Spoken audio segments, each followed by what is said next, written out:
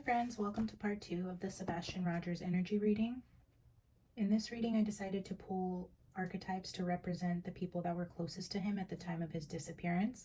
So I have the lover next to the mother on the outside. That would represent Christopher Proudfoot. And then we have the mother, which would be Katie Proudfoot. The eternal child is here to signify Sebastian Rogers, and then the father would be Seth Rogers. So I have a deck of a self-created deck that just has all of the different decks that I own within it. And so I pulled a couple to see how we were going to open the message today. And I was going to do this pull on my own. And the first one that came out was the Animal Apothecary, which is one I'm really into right now. So I love that that came out. But then the Neoteric Feminine came out. And actually, I was only going to pull one, and then I realized it was like stuck together, and this one was behind it. So I again don't know that this particular deck has been featured on the channel yet. It's not one of my favorites. It's one of the older ones that I have, and I never really connected with it, but it came out, so there must be a reason for that. And then so I started with the Animal Apothecary just to get opening energies for each archetype represented here to do a relationship reading.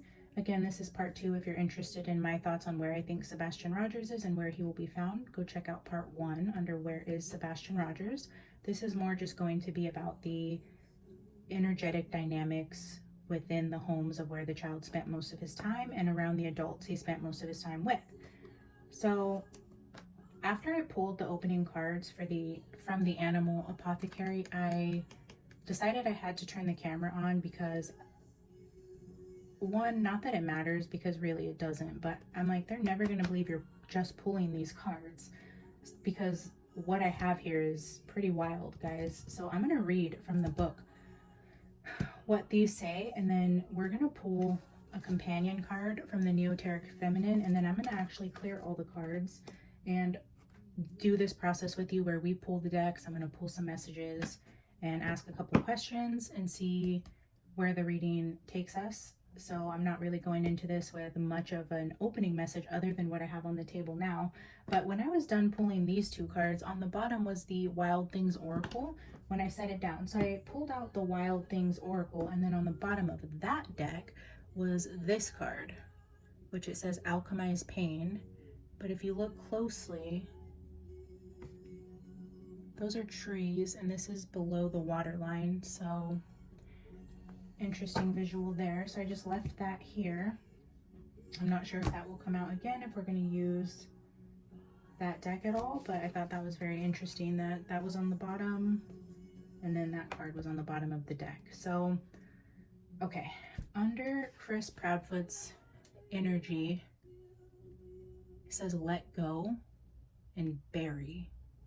Very chilling imagery. And then when I read that from the book,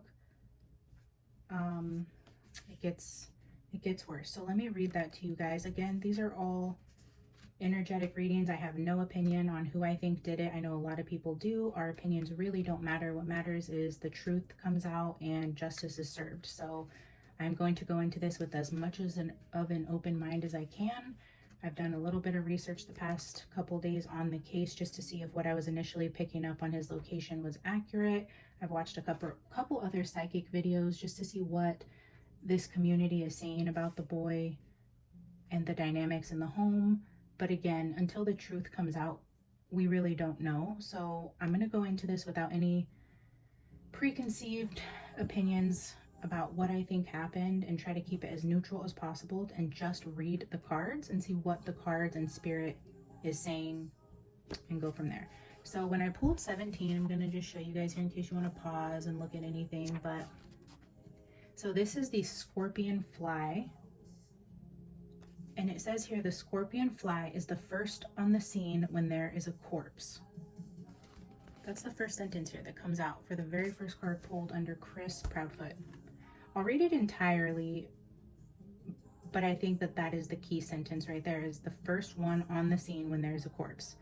When Scorpion Fly appears in your reading, it's a sign that there is something outmoded that no longer serves you. When we hold on to something that has died, we cannot return the energy it once had. Instead, it takes on a different kind of life.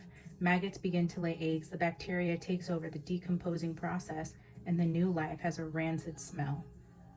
What things or beliefs are you holding on to that no longer fulfill your purpose? What do you need to let go of and finally bury in the dirt? When we give a proper burial and goodbye to what no longer serves us, it allows the natural process of decomposition to happen.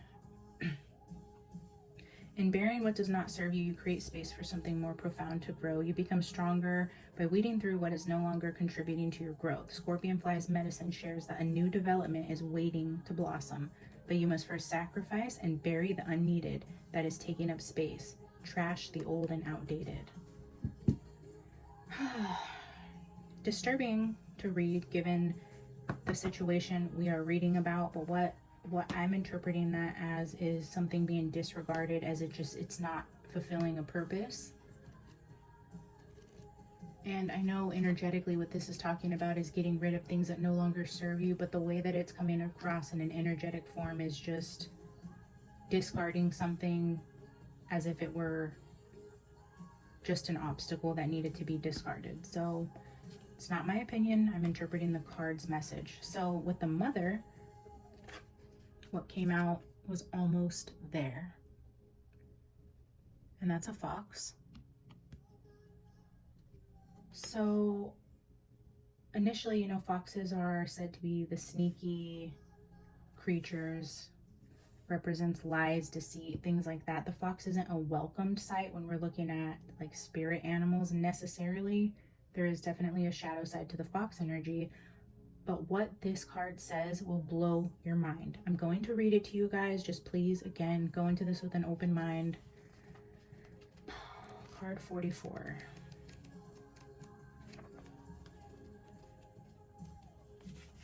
Almost there. Fox. In the blossoming spring season, little Fox frolicked and skipped in the wild woods. As he played, his attention was constantly drawn to a distant light. The light glimmered deep in the forest past the rumbling river. Although he couldn't quite make out what that light was, every bone in his body knew that it was meant for him, and his soul would spark with joy when he saw it. It was as if the light were a magnet calling out to him. But whenever the little fox ventured toward that light, he was always abruptly stopped by the roaring river before him. Little Fox would fall into despair, for he could not unite with the light that called to him. Time went on, and spring became summer. Little Fox would continue to catch glimpses of the light. Still filled with excitement and longing to unite with this beloved light, he would regularly attempt to reach it, only to again be blocked by the roaring river. More time passed, and as autumn approached, Little Fox grew and learned many lessons, yet he was still faced with an unquenchable thirst for that light. Little Fox became distraught and angry towards life. He often cried out in sharp howls, forsaking life for presenting him the beauty of light without allowing him to embrace it.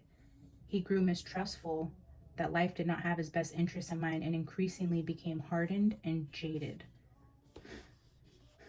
Autumn transformed into winter. By this point, Little Fox was now Big Fox, but his heart was broken, for the only thing he ever longed deeply for was out of his reach. Big Fox gave up. During the early winter months, Big Fox did what he had to do to survive, but he had a hole in his heart.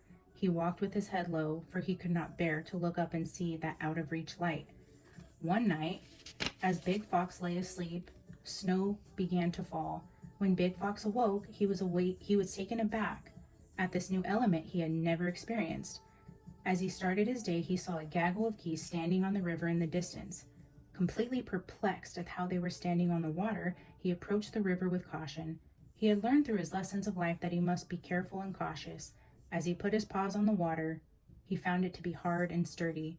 He gasped and thought, could it be? Could this be the path to my light? Big Fox carefully crossed the hard water with deep awareness. He listened for the cracks and the creaks in the hard water and scanned the sky for hawk approaching. As he crossed the river with extreme care, it dawned on him that if he were Little Fox, he would have ran boldly across that hard water without a care in the world and could have been hurt or even killed. A shower of epiphanies began to rain on him. He realized that he had to go through all of the lessons and learn to be prepared to walk towards the light destined for him. As Big Fox finally crossed the great river, he thanked Mother Earth and Father Sky and understood that he had to wait to gain the wisdom that prepared him for crossing that river. If there is something that you yearn for in your heart and have been trying to achieve with little to no success, this is confirmation that it is approaching. Be patient. There is wisdom in the waiting. This is preparation time. You are gaining what you need to unite fully with what your heart desires.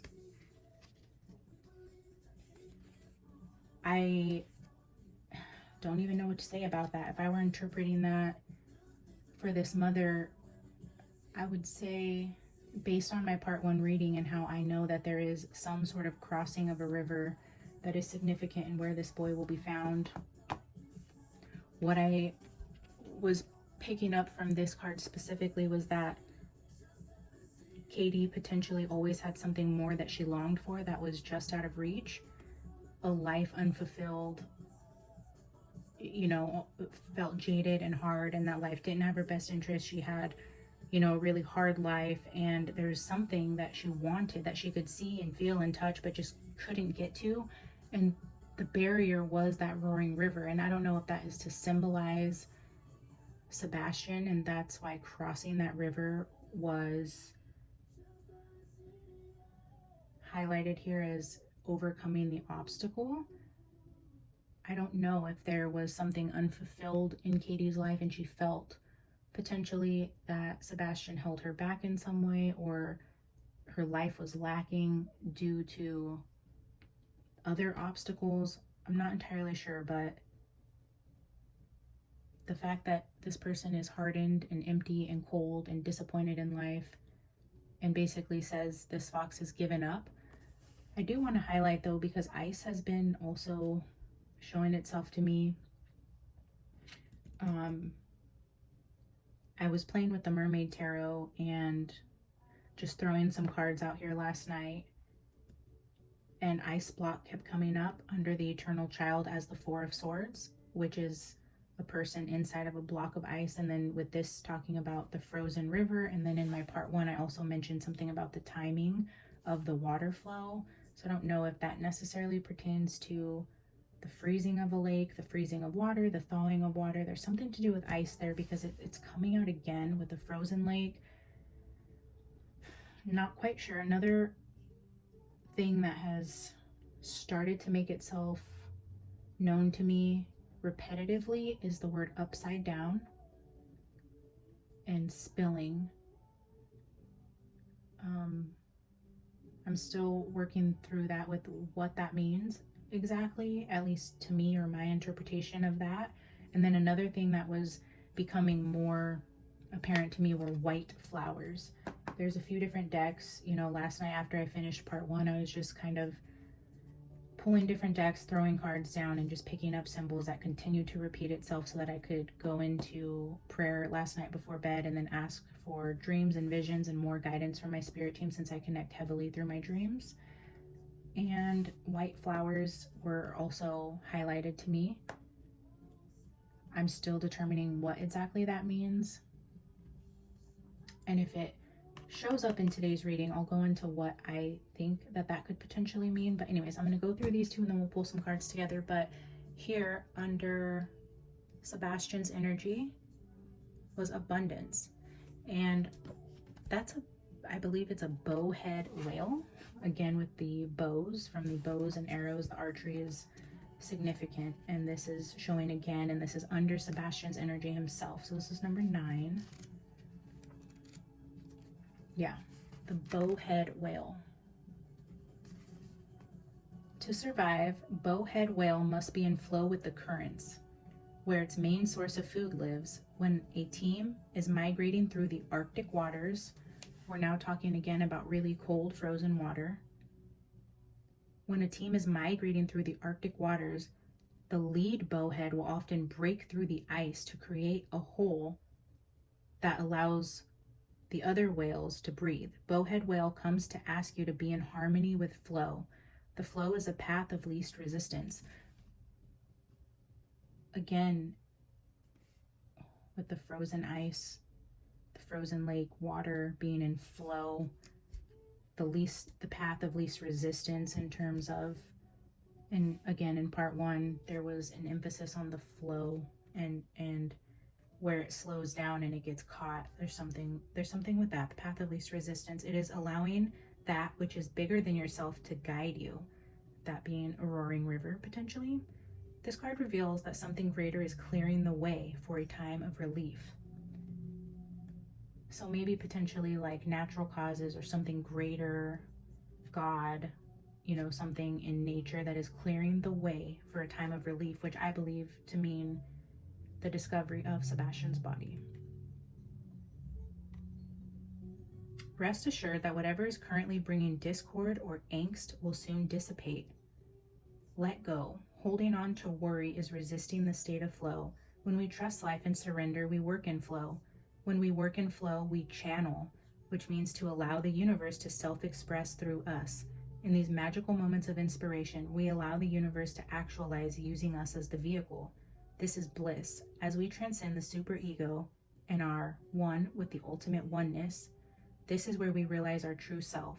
This is ultimate abundance. Bowhead Whale's medicine suggests prayer as a gateway to channeling.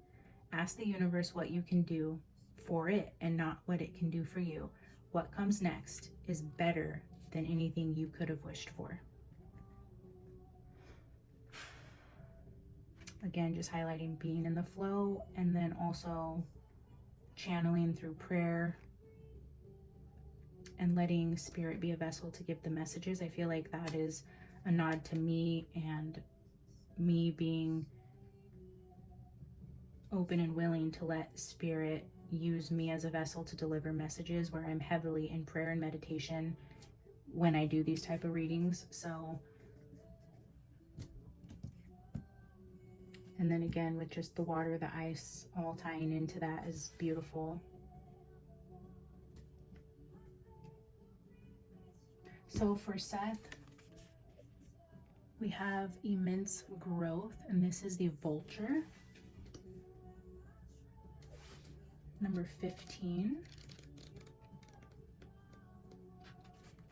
Vulture comes to speak to us about the wisdom of the sacredness of suffering.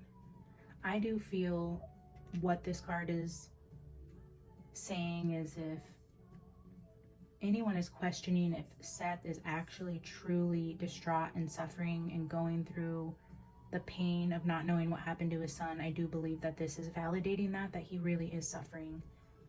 The first noble truth is that all life involves suffering. It is not something to be escaped, but to be accepted. Only when we accept this law of our existence are we able to transmute and grow from this suffering. Vulture sustains her life by living off that which is dead. She does not interfere by bringing a quicker death to her prey. Instead, she allows it to endure what it must, and its suffering ends in its natural time. This mirrors back to us the importance of patience. There is profound lessons in the turkey vulture. They indeed purify the landscape by removing decomposing carcasses that could spread disease. In the same way vultures cleanse the land, suffering purifies the heart and removes the veils of ego. Suffering comes in two forms. Both are meant for growth. The first form, inflicted upon us, is out of our control. The second form is self-inflicted, created from the attachments and illusions of our ego. Whatever form your own suffering takes, you must first accept it. When we resist that pain, when we resist aspects of ourselves we don't like, when we resist rejection,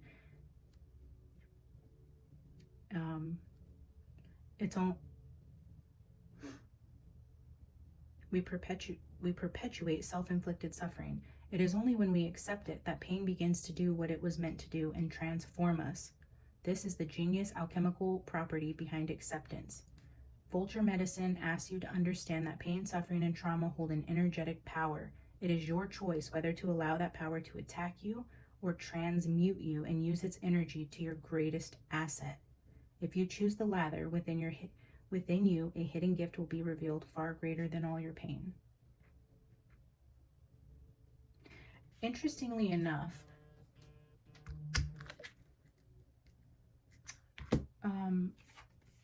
when it talks about the forms of suffering, what does it say here? With forms of suffering, it says the first form is inflicted upon us, and then the second form is basically what we do with that. It's saying the pain and suffering. Suffering is a choice. And when you look in the Archetypes book,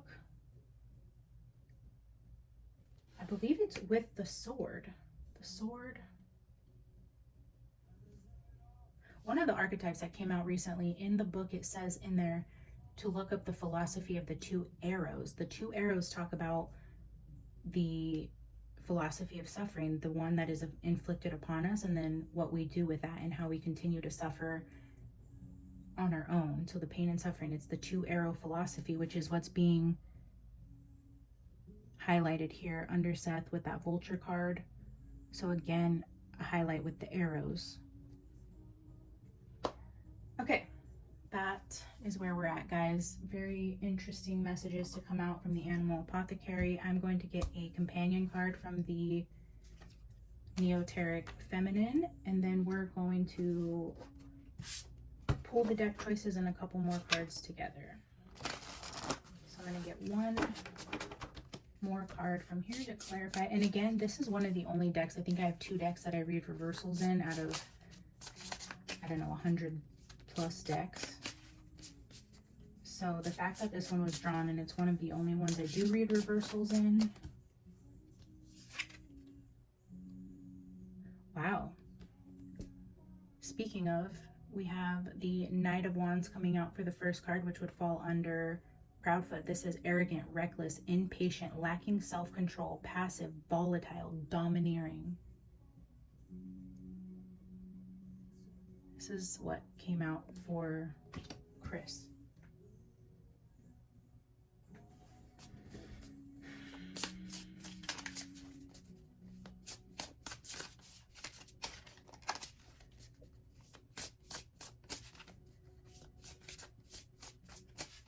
Yeah, I don't even remember what I was saying. I think I was just telling you guys this is one of the decks I read reversals in. So I was going to say if something comes out in reverse, and I know I've said on this channel I don't read reversals, but I just wanted to preface if something did come out in reverse that is why. Anyways, again in reverse for the Mother, we have King of Cups. This says overwhelmed, anxious, cold, repressed, withdrawn, manipulative, and selfish. Cold and repressed came out with that box card. I just see here 2 in her hands. I'll show you the image in the upright just so you can see what we're looking at.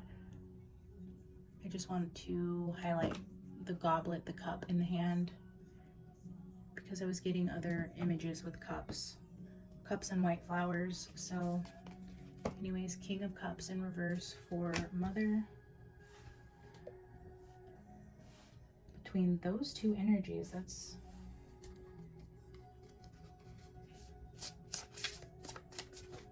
gotta be a tough house to live in.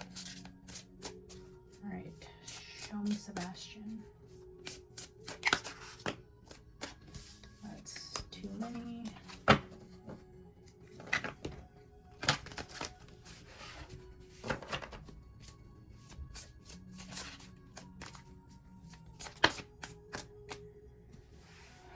Again, too many, but I'll show you what landed on top. It's the 7 of Swords reversed, and that says confession, conscience, regret, maliciousness, truth revealed. Wow. I mean, maybe we do take this. Confession, conscience. I was getting that someone involved in this is getting ready to come clean because of the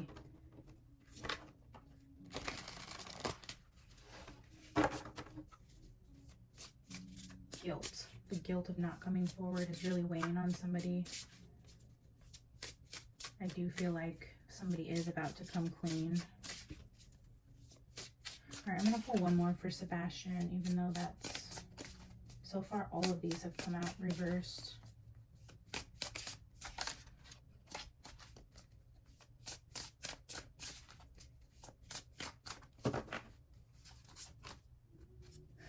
Six of Cups in the upright. Nostalgia, memories, familiarity, healing, comfort, sentimentality and pleasure. Familiarity. So I'm guessing that means it's somebody he knew even as a child. Again, here with the cups.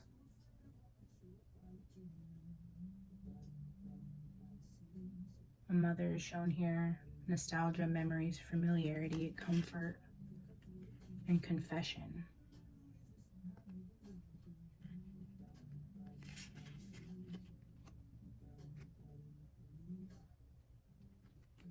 It's from Sebastian's energy. All right, let's get one for Seth. Show me Seth.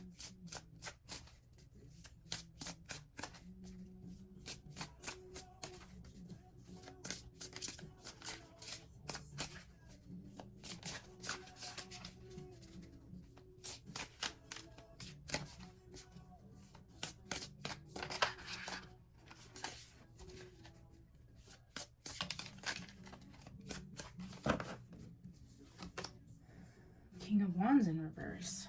So all of the...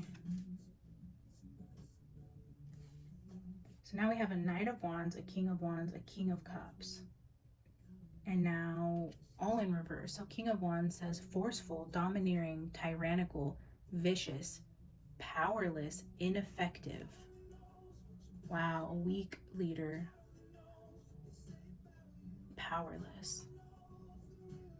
Feeling completely powerless in the situation, that what he's doing isn't working. He's no closer to finding his son no matter what he does. It's just not working. I do see it's showing that he is forceful, angry, domineering, tyrannical type of energy as well. But in the form of just being completely powerless and dealing with suffering and grief. Okay. So before we clear this energy, I do want to get one for each of these from, I mean, this is a huge deck, guys. So many energies in here. So I'm going to get one for each of the archetypes here. It's too many, but we're going to pull. Let's just see. Let's just take a look. Wow. Okay. Fox, girl, heart.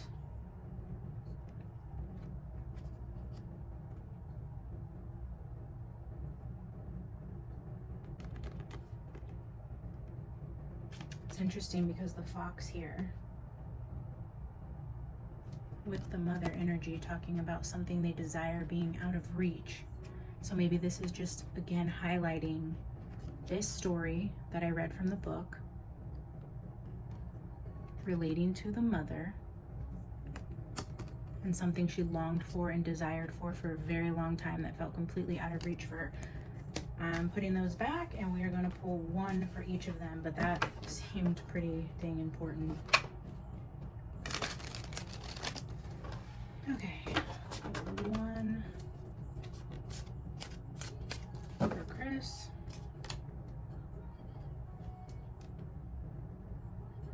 Familiar.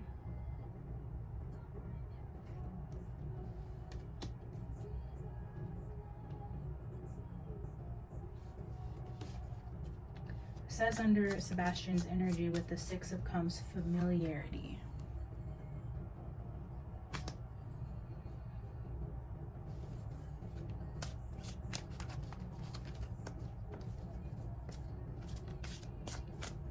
The mother,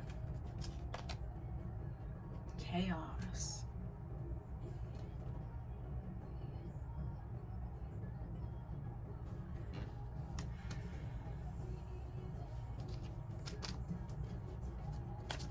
Show me Sebastian.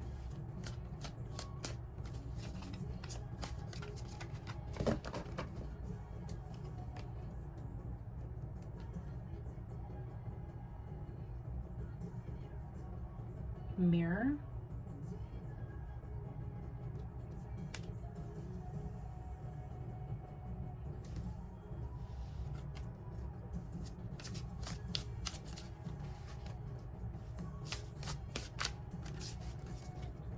And for Seth,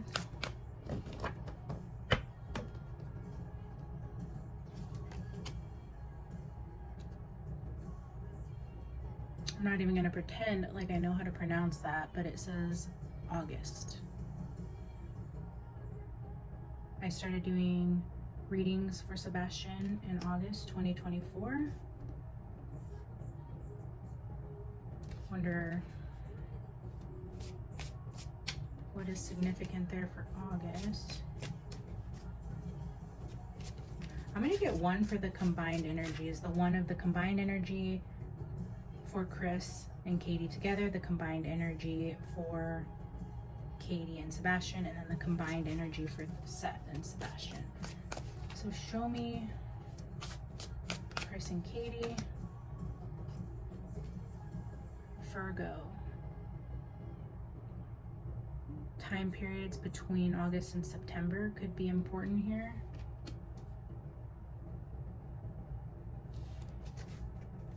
I do feel in my heart that Sebastian will be found in the fall, early winter, August, September. Okay, show me Katie and Sebastian.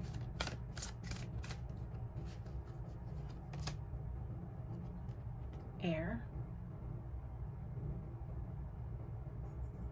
This looks like a very cold card to me, maybe lacking emotion. Fire and water are very emotional cards. Air is not.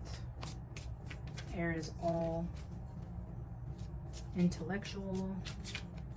Can also signify communication, cold communication there. Okay, now show me Seth and Sebastian. Spider.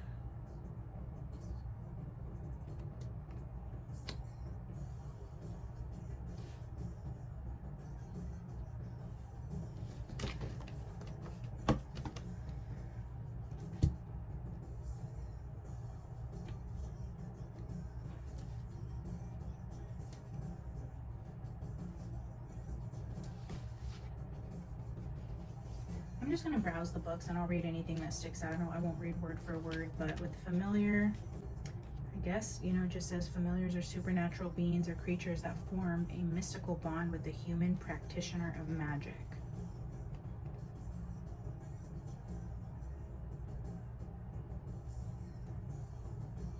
Interesting. Okay, let's see what chaos. The forces of chaos are represented by entities that bring chaos and destruction to the human world. Among these entities are those who sow chaos everywhere, and their goal is to disrupt established order and create an uncontrollable world. Other entities simply revel in chaos for its own sake, finding pleasure in power and destruction. Chaos is commonly associated with storms, hurricanes, distorted images, erratic patterns, and discord.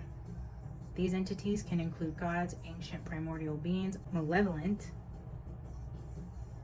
sorcerers, malevolent sorcerers.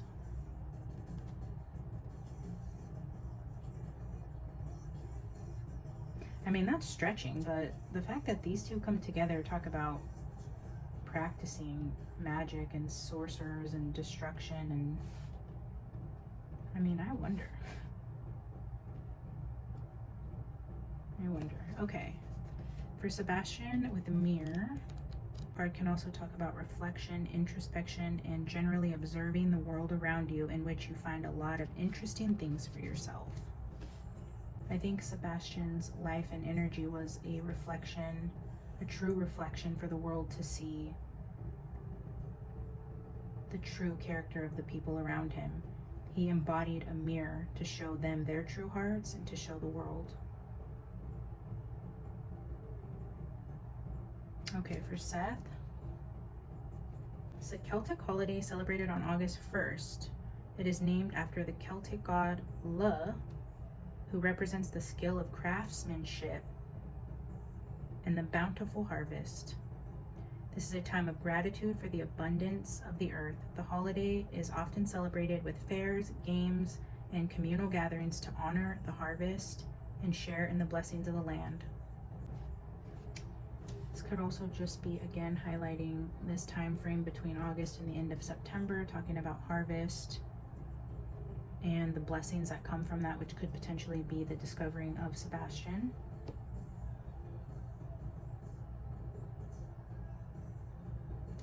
Virgo I'm going to leave as just a date reference, and I'll look up air for how Sebastian and his mother got along.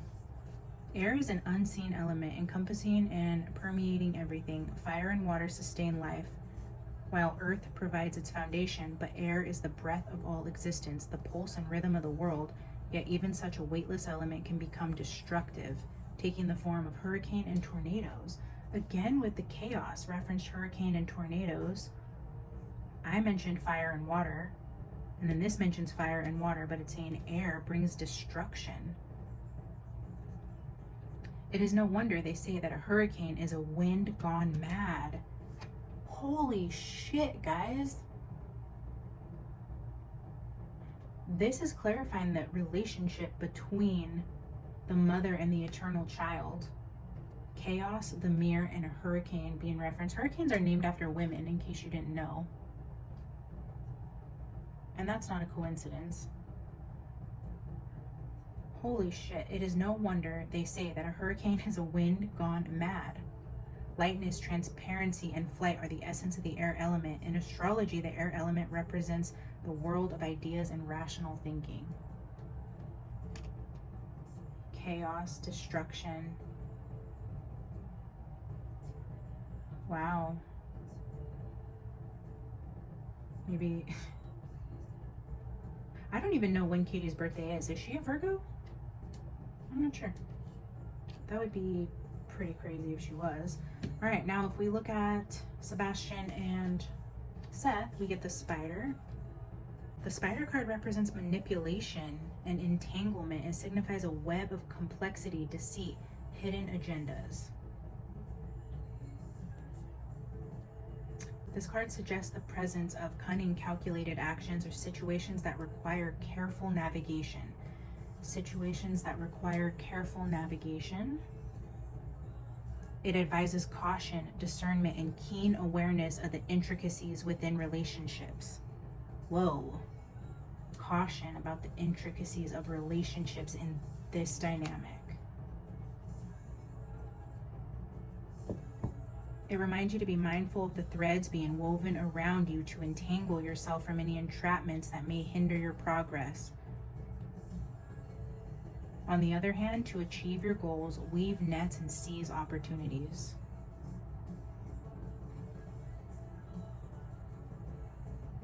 That's interesting, guys. It advises to use caution and discernment and keen awareness within relationships or circumstances.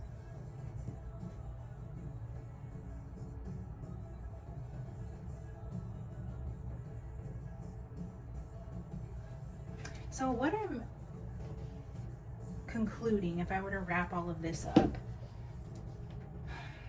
again, this is all alleged, this is not fact, please use your discernment as well, but the let go and bury, this is the first on the scene when there's a corpse. This doesn't necessarily signify, in my opinion, that Chris had a physical hand in it.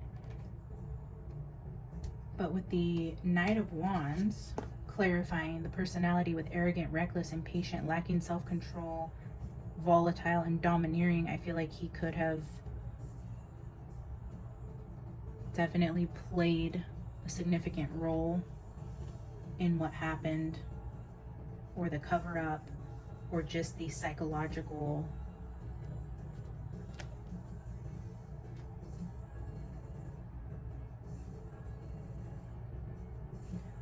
just the psychological contributions to what happened.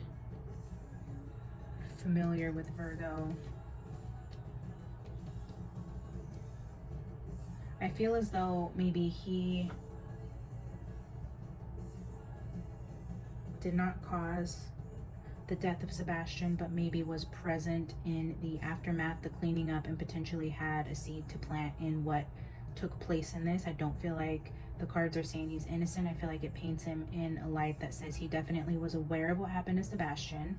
He is controlling, domineering, and violent, and definitely has some sort of participation in this event with the mother and the fox, with the secrets and the river and needing to cross the river to get to their desires, And then the King of Cups portrayed here for Katie, overwhelmed, anxious, cold, repressed, withdrawn, manipulative, and selfish.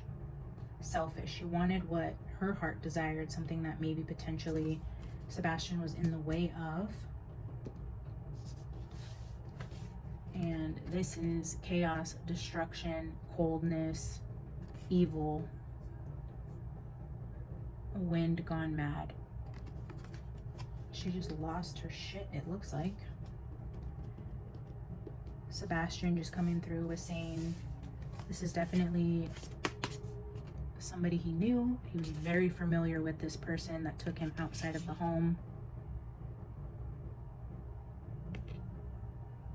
Took him out of the comfort of his home, and that there is potentially a confession coming, truth revealed, maliciousness here with somebody he's familiar with, and a mirror. It's going to reflect back to the true nature of the relationships in his life. Again, with Seth just saying he feels completely helpless. He's not completely innocent and painted in a golden light either, with being tyrannical, vicious, forceful, domineering.